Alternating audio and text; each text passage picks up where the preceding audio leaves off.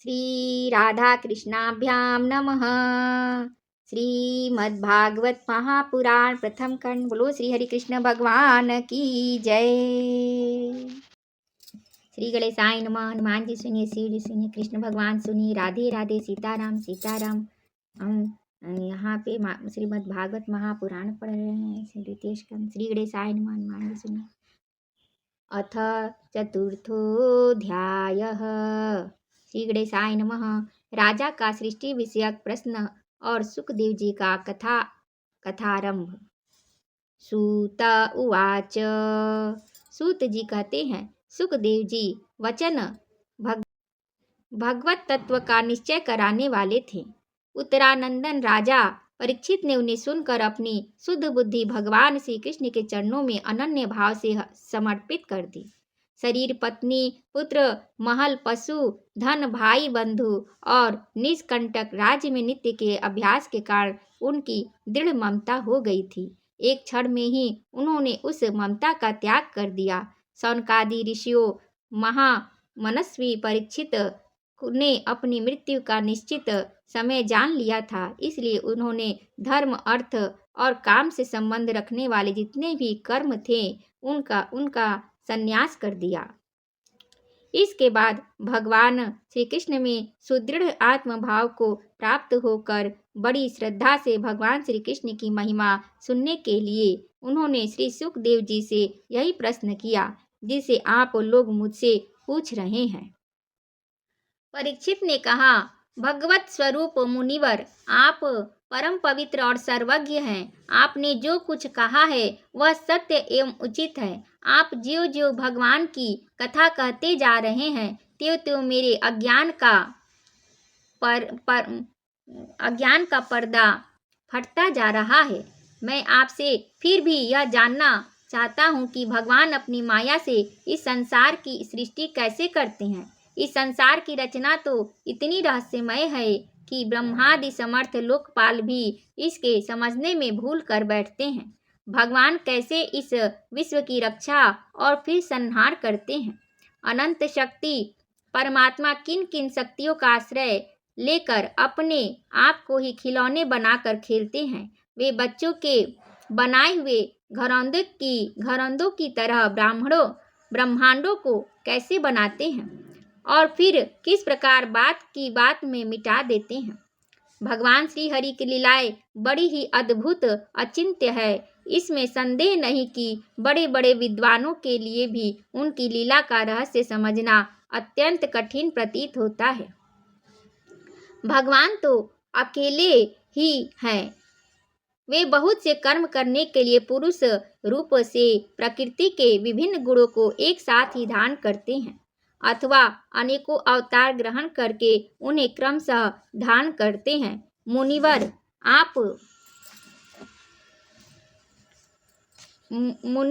आप वेद और ब्रह्म तत्व दोनों के पूर्ण मर्मज्ञ हैं, इसलिए मेरे इस संदेह का निवारण कीजिए। सूत जी कहते हैं, जब राजा परीक्षित ने भगवान के गुणों का वर्णन करने के लिए उनसे इस प्रकार प्रार्थना की, तब श्री सुखदेव जी ने भगवान श्री कृष्ण का बार बार स्मरण करके अपना प्रवचन प्रारंभ किया। श्री सुखदेव जी ने कहा, उन पुरुषोत्तम भगवान के चरण कमलों में मेरे कोटि कोटि प्रणाम हैं, जो संसार की उत्पत्ति, स्थिति और प्रलय की लीला करने के लिए ही सत्व, रज एवं तमो गुण रूप तीन शक्तियों को स्वीकार कर ब्रह्मा, विष्णु और शंकर का रूप धारण करते हैं, जो समस्त चर अचर प्राणियों के हृदय में अंतर्यामी रूप से विराजमान है, जिनका स्वरूप और उसकी उपलब्धि का मार्ग बुद्धि के विषय नहीं है, जो स्वयं अनंत है तथा जिनकी महिमा भी अनंत है। हम पुनः बार बार उनके चरणों में नमस्कार करते हैं, जो सत्पुरुषों का दुख मिटाकर उन्हें अपने प्रेम का दान करते हैं, दुष्टों की सांसारिक बढ़ती रोककर उन्हें मुक्ति दे देते हैं तथा जो लोग परमहंस आश्रय में स्थित हैं उन्हें उनके भी अभिष्ट वस्तु का दान करते हैं, क्योंकि चर अचर समस्त प्राणी उन्हीं की मूर्ति है, इसलिए किसी से भी उनका पक्षपात नहीं होता। वे जो बड़े ही भक्तवत्सल हैं और हठपूर्वक भक्तिहीन साधन करने वाले लोग जिनकी छाया भी नहीं छू सकते, जिनके समान भी किसी का ऐश्वर्य नहीं है, फिर उससे अधिक तो हो ही कैसे सकता है। तथा ऐसे ऐश्वर्य से युक्त होकर जो निरंतर ब्रह्म स्वरूप अपने धाम में विहार करते रहते हैं, उन भगवान श्री कृष्ण को मैं बार बार नमस्कार करता हूँ, जिनका कीर्तन, स्मरण, दर्शन, वंदन, श्रवण और पूजन जीवों के पापों को तत्काल नष्ट कर देता है। उन पुण्य कीर्ति भगवान श्री कृष्ण को बार बार नमस्कार है, मेरा भी नमस्कार है। विवेकी पुरुष जिनके चरण कमलों की शरण लेकर अपने हृदय से इस लोक और परलोक की आसक्ति निकाल डालते हैं और बिना किसी परिश्रम के ही परम ब्रह्म पद को प्राप्त कर लेते हैं, उन मंगलमय कीर्ति वाले भगवान श्री कृष्ण को अनेक बारंबार नमस्कार है। बड़े बड़े तपस्वी, दानी, यशस्वी, मनस्वी, सदाचारी और मंत्रवेत्ता जब तक अपनी साधनाओं को तथा अपने आप को उनके चरणों में समर्पित नहीं कर देते, तब तक उन्हें कल्याण की प्राप्ति नहीं होती। जिनके प्रति आत्मसमर्पण की ऐसी महिमा है, उन कल्याणमयी कीर्ति वाले भगवान को बारंबार नमस्कार है, बार बार नमस्कार है, प्रणाम है। किरात, हूण, आंध्र, पुलिंद, पुलकस, आभीर, कंक, यवन और खस आदि नीच जातियां तथा दूसरे पापी जिनके शरणागत भक्तों के शरण ग्रहण करने से ही पवित्र हो जाते हैं, उन सर्वशक्तिमान भगवान को बारंबार नमस्कार है। वे ही भगवान ज्ञानियों के आत्मा हैं, भक्तों के स्वामी हैं, कर्मकांडियों के लिए वेद मूर्ति हैं, धार्मिकों के लिए धर्म मूर्ति हैं और तपस्वियों के लिए तप स्वरूप हैं। ब्रह्मा, शंकर आदि बड़े बड़े देवता भी अपने शुद्ध हृदय से उनके स्वरूप का चिंतन करते हैं और आश्चर्यचकित होकर देखते रहते हैं। वे मुझ पर अपने अनुग्रह की प्रसाद की वर्षा करें।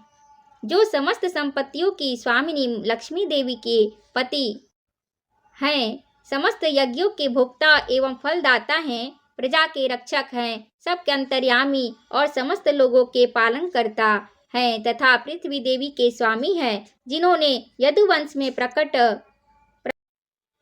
होकर अंधक, विष्णु और एवं यदुवंश के लोगों की रक्षा की है तथा जो उन लोगों के एकमात्र आश्रय रहे हैं, वे भक्तवत्सल संत जनों के सर्वस्व श्री कृष्ण भगवान मुझ पर भी प्रसन्न हुई है। विद्वान पुरुष जिनके चरण कमलों के चिंतन रूप समाधि से शुद्ध हुई बुद्धि के द्वारा आत्म तत्व का साक्षात्कार करते हैं तथा उनके दर्शन के अनंतर अपनी अपनी मति और रुचि के अनुसार जिनके स्वरूप का वर्णन करते रहते हैं, वे प्रेम और मुक्ति के लुटाने वाले भगवान श्री कृष्ण मुझ पर प्रसन्न हो। जिन्होंने सृष्टि के समय ब्रह्मा के हृदय में पूर्व कल्प की स्मृति जागृति करने के लिए ज्ञान की अधिष्ठात्री देवी को प्रेरित किया और वे अपने अंगों के सहित वेद के रूप में उनके मुख से प्रकट हुई। वे ज्ञान के मूल कारण भगवान मुझ पर कृपा करे, वे ज्ञान के मूल कारण भगवान मुझ पर प्रसन्न हो, कृपा करे, मेरे हृदय में प्रकट हो जाइए। हे श्री कृष्ण भगवान ही पंच महाभूतों से इन शरीरों का निर्माण करके इनमें जीव रूप से शयन करते हैं और 5 ज्ञानेंद्रिय, 5 कर्मेंद्रिय, 5 प्राण और 1 मन, इन 16 कलाओं से युक्त होकर इनके द्वारा 16 विषयों का भोग करते हैं। वे सर्वभूतमय भगवान मेरी वाणी को अपने गुणों से अलंकृत कर दे। संत पुरुष जिनके मुख कमल से मकरंद के समान झरती हुई ज्ञानमयी सुधा का पान करते रहते हैं, उन वासुदेवावतार सर्वज्ञ भगवान व्यास के चरणों में मेरा बार बार नमस्कार है। परीक्षित, वेद गर्भ स्वयंभू ब्रह्मा ने नारद के प्रश्न करने पर यही बात कही थी, जिसका स्वयं भगवान नारायण ने उन्हें उपदेश किया था, और वही मैं तुमसे कह रहा हूँ। इति श्रीमद्भागवते महापुराणे पारमहंस्यां संहितायां द्वितीयस्कन्धे चतुर्थोऽध्यायः। ॐ श्रीकृष्णार्पणमस्तु। ॐ हरये नमः।